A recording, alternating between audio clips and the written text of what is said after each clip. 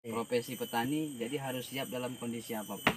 Buat teman-teman semua, salah satu inspirasi buat kalian semua petani jagung ataupun petani lainnya bisa menggunakan hal-hal yang seperti ini dengan memanfaatkan sumber daya alam yang sudah ada di tempat kita ubah menjadi sebuah pupuk ataupun fungisida dengan secara organik seperti Bang Sapet ini. Hasil taninya jos, kualitas dan kuantitas hasil panennya maksimal. Acung jempol buat Bang Sapet. Jangan sampai Indonesia jadi miskin petani.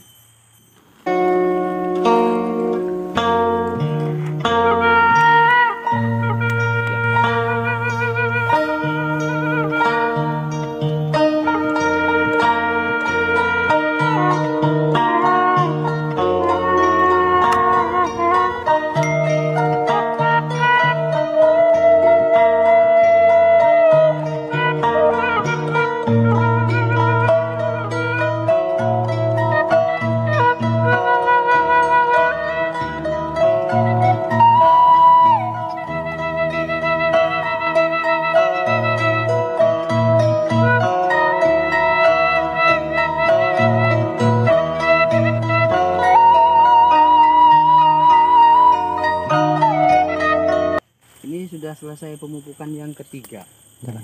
Oh, berarti ini sudah selesai pemupukan yang ketiga. Dengan kondisi yang seperti ini, ini sudah dipastikan Besar. jagungnya mantap, guys. Sudah nggak mungkin nggak dengan Sama kok. tani yang ekonomis tapi kualitas jagungnya maksimal, guys. Jangan khawatir, jangan takut. Buat kalian semua yang mau seperti Bang Sapet, bisa komentar ataupun chat dalam channel saya Eriligas.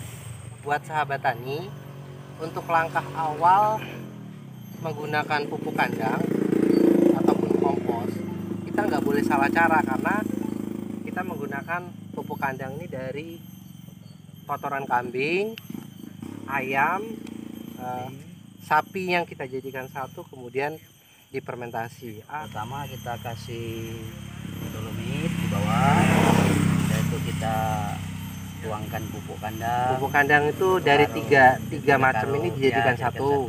Kemudian kita semprot pakai M4, cairan fermentasi yang dari fermentasi M4 sama tetes. sama tetes tebu. Oh, jadi persap ya? Per setiap satu sap kita semprot. Sap. Kita campur dolomit terus. Oh, campur dolomit, Satu. semprot, tabur lagi, semprot lagi. Iya. Seminimal mungkin itu 1 minggu baru bisa dipakai. Oh, Ya, setengah bulan ataupun 1 bulan atau 3 bulan setengah itu lebih bagus, lebih lama lebih bagus dia. jadi buat temen-temen, setelah pupuk kandang ini difermentasi 1 minggu, pupuk ini sudah dingin dan sudah siap untuk diaplikasikan ke tanaman jagung ataupun sebelum tanam ya. Nah, Tetesnya 1 liter, terus M4-nya 1 liter.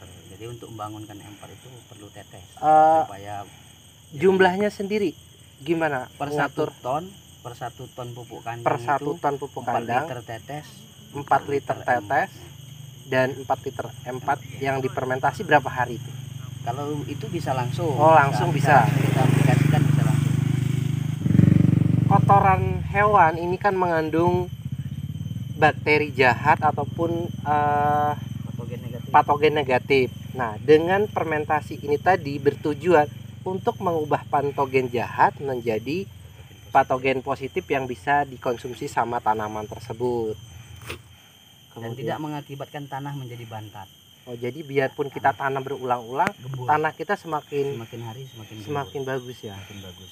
Dan kalau kalian tahu, dengan penggunaan pupuk kandang ini otomatis lahan kita residu kimianya insya Allah sudah bisa dilerai.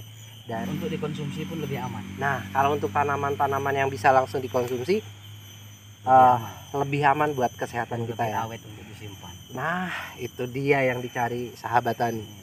Setelah 1 minggu ini tinggal ditaburkan aja ke lahan ataupun langsung dipupukan ke tanaman yang sudah kita tanam, dan ini udah sifatnya sudah aman, sudah tidak panas lagi dan sudah tidak mengandung asam lagi. Karena dolomit ini bertujuannya untuk menekan asamnya. Dan ya, pH-nya normal. nah, supaya pH dalam pupuk kandang ini bisa normal dan stabil. Dan kalau kalian mau lebih efisien lagi, kalau memang kalian punya mesin giling, bisa kalian giling kohenya dan hasil pupuknya lebih maksimal. Bisa diserbukan. Bisa diserbukan, bisa langsung, kalian bisa Dan memupukkan. bisa jadi granul juga. Nah, bisa jadi granul dan bisa berapa kali kalian memupukkan ke lahan sesuai dengan usia tanaman kalian di sana. Kita selain pupuk kompos dari kotoran hewan, juga pakai pupuk organik cair pembuatan kita sendiri. Nah, organik cair itu dari apa aja jenisnya maksudnya? Jadi saya ada Ada apa aja ini? Ini cair, urea cair, ini ada NPK, NPK ini cair, ada asam humat, asam humat, ada asam amino, ada juga KCl, ada KCl, nah, ada juga serum bal. serum bal. Ini semua hasil fermentasi atau gimana? Hasil kita buat sendiri, kita fermentasi sendiri. Oh, jadi pupuk-pupuk ini yang disiapkan di sini diproduksi sendiri Ya. dengan secara organik dengan memanfaatkan yang ada di alam Nah, ya, sekitar kita ini aja. Ada juga punginya. Jadi pungi pun insek. kita sudah pakai yang organik ya. Kita usahakan menekan untuk kimia pupuk insektisida kimia dan pungi kimia itu seminimal mungkin. Kalau nggak kepepet benar, kita nggak pakai. Berarti hasil tani pun bisa dikatakan sehat ya Bang ya? Sehat. Karena dia sudah terkendali dari kimia. Ya nggak 100% tapi bisa 80%. Terus Kita penggunaannya sendiri gimana pengaplikasiannya Bang? Misalkan kita urea nih, urea cair, misalkan kan bikinan sendiri, fermentasi, menjadilah pupuk organik urea. Nah, pengaplikasiannya sendiri seperti apa Bang? ya bisa dicampur ini Bang. Ini kalau organik ini bisa kita campur semua. Misalkan ini 10 mili, barat apa 100 mili. Itu tergantung kebutuhan dan pertumbuhan dari tanaman lah. Oh, jadi kita tinggal menyesuaikan dengan usia berapa tanaman, kita pakai yang mana yang dibutuhkan, kemudian disemprotkan atau seperti apa Bang? Ada yang kita disemprot sebelum kita tanam. Oke. Supaya seperti pupuk kan. Ya. Ada yang setelah dia umur 15 hari kita kocor. Ada yang dari atas kita pupuk organik cair yang kita oplos jadi pupuk organik cair seperti JPT kayak. Kalau bahan-bahannya kan zat pengatur tumbuhnya juga ada. PLC pupuk pelengkap cairnya bisa juga. Kita campur langsung dengan pungi sama inseknya bisa juga. Bisa juga. Nggak bermasalah. Nggak bermasalah kalau sama organik, tapi jangan sama kimia nyampurnya. Oh, jadi kemenangan dari organik itu sendiri dia bisa dicampur dengan pungi. Jadi satu kali kerja beberapa pekerjaan terselesaikan ya gitu. Oh, kerja cerdas bener Bang Sapet ini. Ya itulah hasilnya itu. Nah, jadi mudah-mudahan lah bisa bantu kawan-kawan juga yang di lingkungan sini kan. Jadi bisa dikatakan pertanian Bang Sapet ini benar-benar ekonomis sekali Bang. Ekonomis lah. Ya karena dengan pupuk yang langka sebenarnya. Pertaniannya sudah benar-benar diminimkan sekali ya Bang ya. Berarti kimiawinya itu sudah bisa ditekan dan organik inilah solusinya yang tepat saat ini dengan harga pupuk yang memang di atas, langka, kemudian harga jual hasil panen pun memang sedikit murah dan terkadang nggak stabil ya. Stabil. Tapi dengan ini semua kita bisa tetap ada solusi untuk tetap ada hasil lah. Pada dasarnya kita kan petani, profesi petani, jadi harus siap dalam kondisi apapun.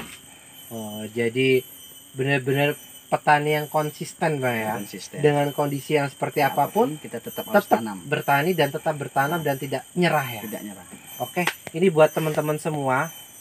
Salah satu inspirasi buat kalian semua petani jagung ataupun petani lainnya bisa menggunakan hal-hal yang seperti ini dengan memanfaatkan sumber daya alam yang sudah ada di tempat kita ubah menjadi sebuah pupuk ataupun fungisida dengan secara organik seperti Bang Sapet ini. Hasil taninya jos, kualitas dan kuantitas hasil panennya maksimal. Acung jempol buat Bang Sapet. Jangan sampai Indonesia jadi miskin petani. Kalau Indonesia miskin petani, kita akan kemana? Ya, mantap. Nah, Jangan kemana-mana, next kita ke pertanian berikutnya yang nanti kita kasih solusinya supaya taninya mantap. Demikian dari saya.